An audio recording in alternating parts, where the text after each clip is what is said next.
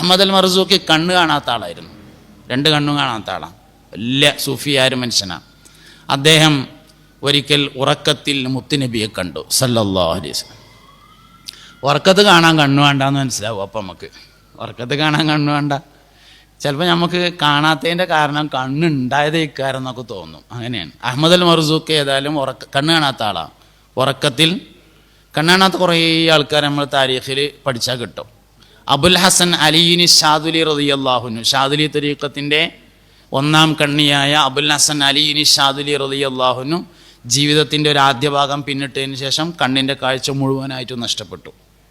ഇമാം ബുഖാരി റളിയല്ലാഹു അൻഹു നേരെ ഓപ്പോസിറ്റാണ്. ജീവിതത്തിൻ്റെ ആദ്യ കാലഘട്ടത്തിൽ കാഴ്ച ഉണ്ടായിരുന്നില്ല, പിന്നീട് കാഴ്ച വന്നു. അങ്ങനെ ചരിത്രത്തിൽ പലതും ഉണ്ടാവും.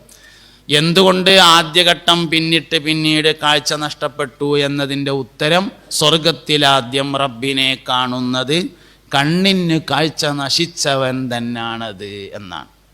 കണ്ണിന് കാഴ്ചയില്ലാത്തവരാണ് സ്വർഗത്തിൽ ആദ്യം അള്ളാഹുവിനെ കാണുക എന്നാണ്. അപ്പോൾ അഹ്മദ് അൽ മർസൂഖി കണ്ണ് കാണാത്ത ആളായിരുന്നു. മുസ്തഫായ നബി സല്ലല്ലാഹു അലൈഹി വസല്ലം തങ്ങൾ ഒരു ദിവസം ഉറക്കത്തിൽ കണ്ടു. കൂടെ സഹാബത്തൊക്കെ ഉണ്ട്, അബൂബക്കർ സിദ്ദീഖ് റളിയല്ലാഹു അൻഹു, ഉമർ ഖത്താബ് എല്ലാവരും ഉണ്ട്. നബി തങ്ങൾ അഹ്മദ് അൽ മർസൂഖിയോട് പറഞ്ഞു, മർസൂഖി, സാധാരണ മനുഷ്യന്മാരുടെ ഈമാനിന് കുഴപ്പമില്ലാതിരിക്കാൻ പറ്റുന്ന ഒരു പാട്ടെന്താ നിങ്ങൾക്ക് പാടിയാൽ എന്ന് ചോദിച്ചു. അല്ല, അഹ്മദ് അൽ മർസൂഖി പറഞ്ഞു, നബിയെ, എനിക്കങ്ങനെ പാട്ടൊന്നും പാടാൻ അറിയില്ലല്ലോ പറഞ്ഞു. അതിൽ കൂടെ ഉണ്ടായിരുന്ന സഹാബത്ത് പറഞ്ഞു, അറിയില്ല എന്നൊന്നും പറയണ്ടടാ, മുണ്ടാതെ നിന്നാൽ മതി പറഞ്ഞു. അതല്ലോ വലിയൊരു നിലപാടിൽ വെച്ച ഏറ്റവും വലിയ നിലപാട് മുണ്ടായിരിക്കുക എന്നുള്ള നിലപാടാണ്. അതുകൊണ്ട് മുണ്ടാതിരുന്നാൽ മതിയായിരുന്നു. അപ്പം മൂപ്പര് മുണ്ടാതെ നിന്നപ്പോൾ നബി തങ്ങൾ അരവരി പാടിക്കൊടുത്തു എന്നാണ്. മുസ്തഫ നബി സല്ലല്ലാഹു അലൈഹി വസല്ലം തങ്ങൾ ജീവിതത്തിൽ ഒരിക്കലും ഒരു വരി പാട്ട് മുഴുവൻ പാടിയിട്ടില്ല. പാട്ട് കേൾക്കലുണ്ട്, പാട്ടിനെക്കുറിച്ച് അഭിപ്രായം പറയലുണ്ട്, അരവരി പറയലുണ്ട്. അങ്ങനെയാണ്. എന്തായാലും പിന്നെ നബി സല്ലല്ലാഹു അലൈഹി വസല്ലം തങ്ങൾ പാട്ടിനെക്കുറിച്ചുള്ള അഭിപ്രായങ്ങൾ ധാരാളം പറഞ്ഞിട്ടുണ്ട്. പല കവിതകളെ കുറിച്ച് അഭിപ്രായം പറഞ്ഞിട്ടുണ്ട്. പാട്ട് കേൾക്കലുണ്ട്, സ്ഥിരമല്ല കേട്ടോ, എപ്പോഴും പാട്ട് കേൾക്കൊന്നുമില്ല. എന്നാലും നബി തങ്ങൾ സല്ലല്ലാഹു അലൈഹി വസല്ലം പാട്ട് കേൾക്കുകയും പാട്ട് ആസ്വദിക്കുകയും ചെയ്യാറുണ്ട്. മുഴുവനായിട്ടും ഒരു പാട്ട് പാടിയിട്ടില്ല, അരവരിയാണ് പാടിയിട്ടുള്ളത്. പാട്ട് പാടിയ അമ്പിയാക്കൾ ഉണ്ടായിട്ടുണ്ട്. ദാവൂദ് നബി അലൈഹി ഇസ്ലാം പാട്ട് പാടിയിട്ടുണ്ട്. ദാവൂദ് നബി അലൈഹി ഇസ്ലാമിൻ്റെ വേദഗ്രന്ഥം പദ്യരൂപത്തിലുള്ളതായിരുന്നു. ഇഞ്ചീൽ, തൗറാത്ത്, സബൂർ, പഴയ നിയമവും പുതിയ നിയമവും. ഇഞ്ചീൽ നമ്മൾ അധികവും കാണാത്തതാണ്. അത് സംഭവം തൗറാത്തിൻ്റെ ബൈബിളിൻ്റെ കൂടെ തന്നെ ഉണ്ട്, അവസാന ഭാഗത്തുണ്ടാവും. അത് നമ്മൾ അധികം കേൾക്കാത്തതിൻ്റെ ഒരു കാരണം എന്താ വെച്ചാൽ, ഇഞ്ചീലിൽ നിയമങ്ങളും താരീഖുകളും ഇല്ല എന്നുള്ളതാണ്. ഇഞ്ചീലിലൊരു നിയമമില്ല, ഇഞ്ചീലിൽ താരീഖുകളും ഇല്ല. ഇഞ്ചീലിൽ സ്തോത്രങ്ങളാണ്, അള്ളാഹുവിനെ സ്തുതിക്കുന്ന ചില പദ്യങ്ങളാണ്. അത് ശരിക്കും നമ്മൾ പിന്നെ ക്രിസ്ത്യാനികളും ജൂതന്മാരും ഒക്കെ ചെല്ലുന്നത് കേൾക്കലുണ്ട്. പക്ഷെ അത് നമുക്ക് ഇഞ്ചീലാന്ന് മനസ്സിലായിട്ടില്ല എന്നേ ഉള്ളൂ. തിരുത്തൽ അതിലും ഉണ്ടായിട്ടുണ്ട്. അതാണ് ഇഞ്ചീൽ പറഞ്ഞത്. അപ്പോൾ ഇഞ്ചീൽ പദ്യരൂപത്തിലുള്ളതാണ്. ദാവൂദ് നബി അലൈഹി ഇസ്ലാം അത് പാടാറുണ്ടായിരുന്നു. നബി സല്ലല്ലാഹു അലൈഹി വസല്ലം തങ്ങൾ പാടിയിട്ടില്ല, അരവരി. അപ്പം ഇങ്ങനെ അരവരി പാടിക്കൊടുത്തു. അൽഹംദു അബ്ദഉ ബിസ്മില്ലാഹി വറഹ്മാനി, അതാണ് അരവരി. അപ്പം അഹ്മദ് അൽ മർസൂഖി അത് ഏറ്റു ചൊല്ലി. അബ്ദഉ ബിസ്മില്ലാഹി, അതിനാണ് ഈ ഏറ്റു ചൊല്ലുക എന്നുള്ള സാധനം വരുന്നത്. അഹ്മദ് ഒരാളൊരു കാര്യം പറഞ്ഞു കൊടുത്താൽ അത് അതേമാതിരി പറയാം. തഅലീമിലെ ഏറ്റവും പ്രധാനപ്പെട്ട ഭാഗമാണത്. നിസ്കാരത്തിൻ്റെ ഫർളുകൾ 14 1 എന്ന് പറയുമ്പോൾ നിൽക്കാൻ കഴിയുന്നവൻ നിൽക്കുക എന്നങ്ങനെ പറയാൻ പാടില്ല. പിന്നെ 1 കൂട്ടി പറയണം. 1 നിൽക്കാൻ കഴിയുന്നവൻ നിൽക്കുക. കുട്ടികളെ അങ്ങനെ തന്നെ പഠിപ്പിക്കണം. തഅലീമിലെ ഏറ്റവും പ്രധാനപ്പെട്ട ഒരു ഭാഗമാണ് ഏറ്റുപറയൽ. അപ്പോൾ അഹ്മദ് അൽ മർസൂഖി റളിയല്ലാഹു അൻഹു അത് ഏറ്റു ചൊല്ലി.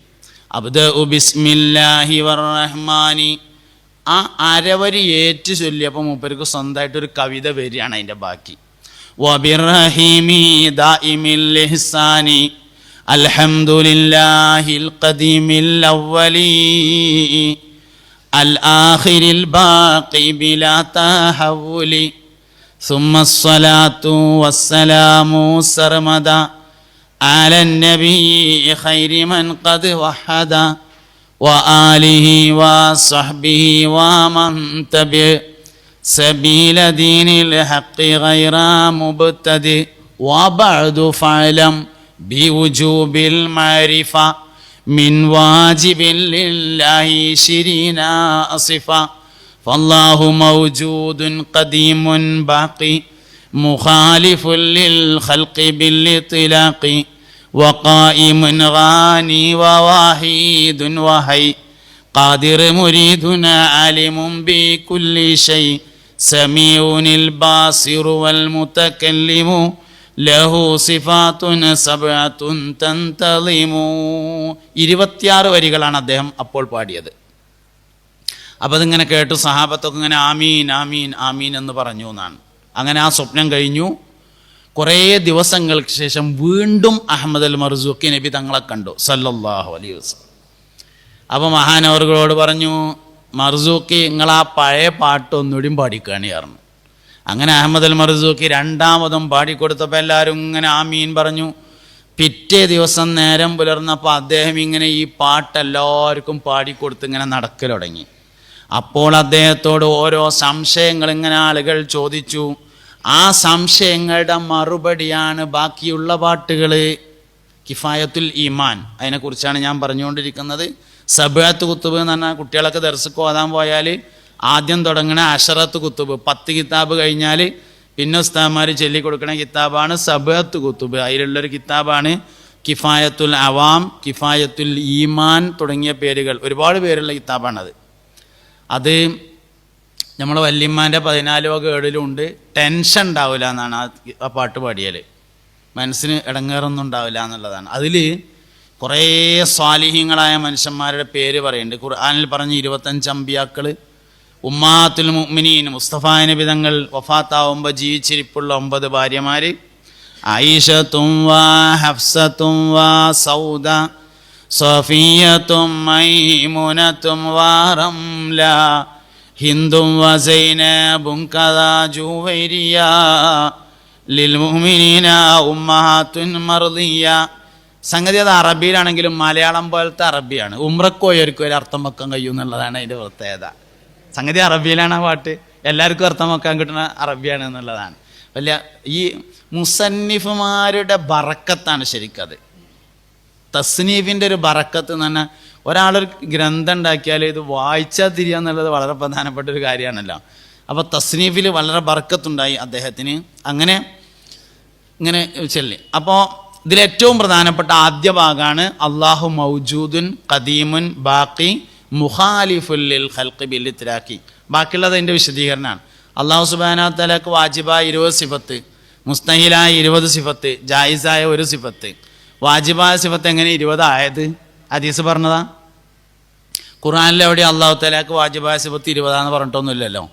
ഹദീസിലും അള്ളാഹു സുബ്ഹാനഹു വ തആലക്ക് വാജിബായ സിഫത്ത് 20 പറഞ്ഞിട്ടില്ല, മുസ്തഹീൽ 20 പറഞ്ഞിട്ടില്ല, ജായിസ് 1 പറഞ്ഞിട്ടില്ല. പിന്നെ എങ്ങനെ 20 ആയത്?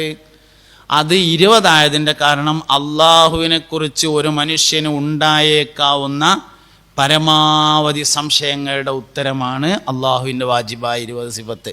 അതിൻ്റെ അപ്പുറത്തേക്ക് ഇനിയൊരു സംശയം പോകില്ല എന്നുള്ളതാണ്. അതുകൊണ്ട് 20 ആയതാണ് വാജിബ്, അതുകൊണ്ട് 20 ആയതാണ് മുസ്തഹീൽ, അതുകൊണ്ട് 1 ആയതാണ് ജായിസ്.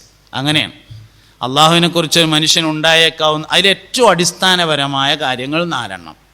ഒന്ന്, അള്ളാഹു മൗജൂദാണ്. അപ്പം നമ്മൾ അള്ളാഹുവിൽ വിശ്വസിക്കുന്നു എന്ന് പറഞ്ഞാൽ അള്ളാഹു മൗജൂദാണെന്ന് വിശ്വസിക്കുന്നു, അള്ളാഹു ഉള്ളവനാണ് എന്ന് വിശ്വസിക്കുന്നു. എങ്ങനെ ഉള്ളവൻ? ഉണ്ടാകൽ അനിവാര്യമായവൻ. അതിനാണ് വാജിബ് എന്ന് പറയാം.